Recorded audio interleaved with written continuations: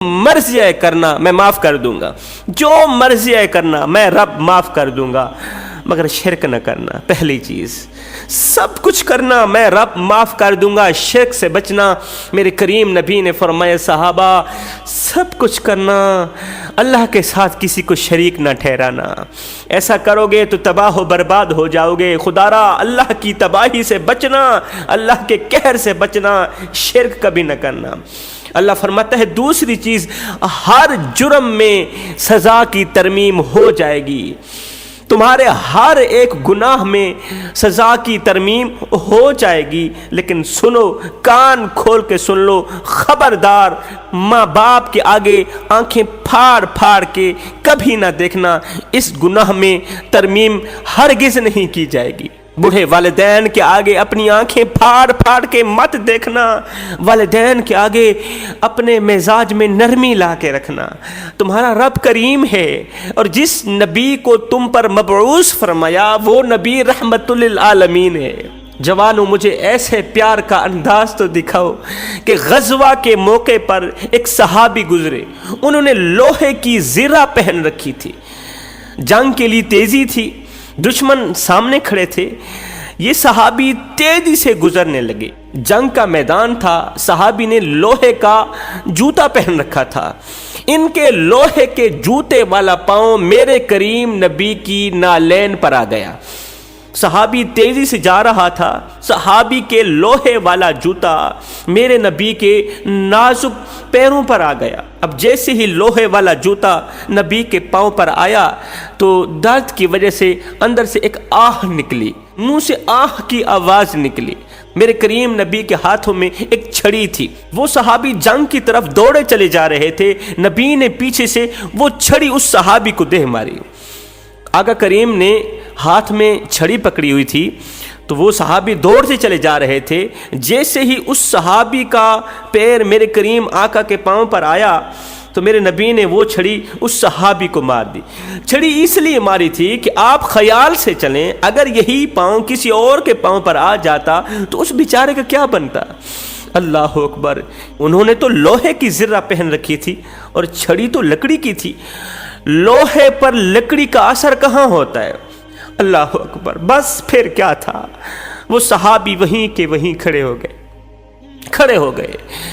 پوچھا چلتے کیوں نہیں، کہا میرا پاؤں کملی والے کے پاؤں پر آ گیا ہے، ڈر لگتا ہے کہ کہیں یہ پاؤں اگلے قدم پر رکھوں اور زمین مجھے نگل ہی نہ جائے۔ صحابی شرمندہ ہو کر اپنے خیمے کی طرف چلا گیا۔ صحابی کہتا ہے پوری رات مجھے نیند نہیں آئی، ساری رات روتے ہوئے گزری کہ کہیں جبریل علیہ السلام اللہ کی طرف سے میرے لیے کوئی حکم نہ لے کر آ جائے۔ صحابی کہتے ہیں پھر کیا ہوا، میں نے مصلی پر بیٹھ کر اللہ کے سامنے زاروں کا تار رونا شروع کر دیا، گڑ گڑا کر اللہ سے دعائیں مانگنی شروع کر دی۔ میں نے کہا یا اللہ، میں نے جان بوجھ کر نہیں کیا، غلطی سے نبی کے پاؤں پر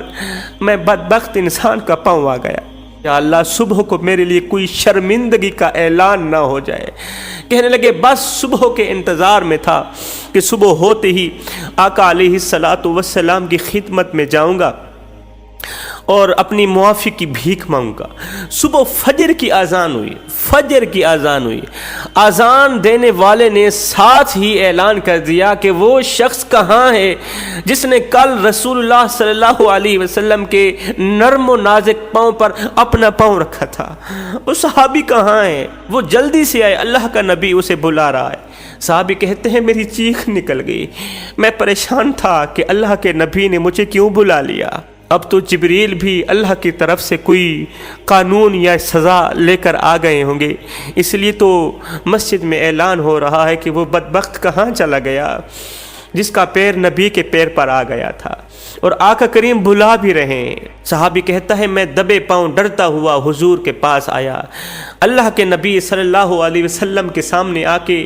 ادباً احتراماً کھڑا ہو گیا، ڈر کی وجہ سے میری آواز تک نہیں نکل پا رہی تھی، آہستہ آواز میں نے کہا یا رسول اللہ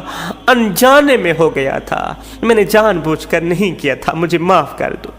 اللہ کے واسطے حضور مجھے معاف کر دیجئے نا، پوری رات مجھے نیند نہیں آئی، اگر اللہ کی طرف سے کوئی حکم آیا ہے اگر اللہ کی طرف سے سزا کے لیے کوئی حکم آیا ہے تو خدارا میرے اندر اتنی ہمت نہیں ہے، آقا میرے اندر طاقت نہیں ہے، حضور مجھے امان دلوائیے، حضور مجھے معافی دلوا دیجیے۔ لیکن صحابی کہتے ہیں ادھر سے میں رو رہا تھا، وہاں تو مزاج بھی بدلا ہوا تھا، آگے تو کیفیت بھی کچھ اور ہی نظر آ رہی تھی۔ میں نے پھر سے کہا اے اللہ کے نبی مجھے معاف کر دیجئے، ہائے میری آنکھوں میں آنسو تھے۔ آقا کریم نے سر مبارک اٹھایا، کہا اے میرے صحابی میں نے تجھے بلایا اس لیے ہے، کل میرے ہاتھ سے تجھے چھڑی لگ گئی تھی، میری طرف سے کل تجھے تھوڑی دیر کے لیے چوٹ لگی تھی، میں نے تجھے کل چھڑی مار دی تھی، اس لیے بلایا ہے کہ اللہ کا نبی تجھ سے معافی مانگ رہا ہے، مجھے معاف کر دے۔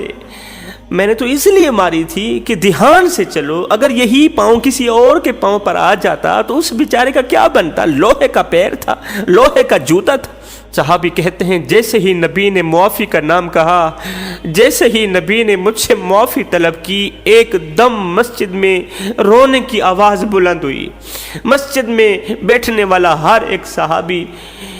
ایک ہی آواز میں رونے لگا۔ میں نے کہا یا رسول اللہ معافی تو مجھے مانگنی چاہیے، یا رسول اللہ میں نے آپ کو معاف کر دیا، آپ روئے نہیں، میں نے آپ کو معاف کر دیا، میں نے معاف کر دیا۔ نبی نے ایک صحابی کو کہا جاؤ میری 60 اونٹنیاں لے کر آؤ، اس نے میں محمد کو معاف کیا ہے اور محمد اسے 60 اونٹنیاں تحفے میں دینا چاہتا ہے، اس نے میں محمد کو معاف کیا اور میں بدلے میں اسے 60 اونٹنیوں کا تحفہ دینا چاہتا ہوں۔ جوانوں غور کرو، ہم اس نبی کی امتی ہیں جس نے امت میں پیار بانٹا،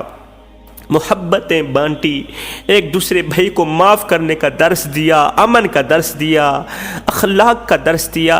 اگر میں آپ کے بچوں سے پیار کروں گا تو میں آپ کو کتنا اچھا لگوں گا، اور اگر آپ میرے بچوں سے پیار کریں تو آپ مجھے کتنے اچھے لگیں گے۔ تو جب ہم سب لوگ کریم آقا کی غریب امت سے پیار کریں گے تو کریم آقا کو کتنے اچھے لگیں گے۔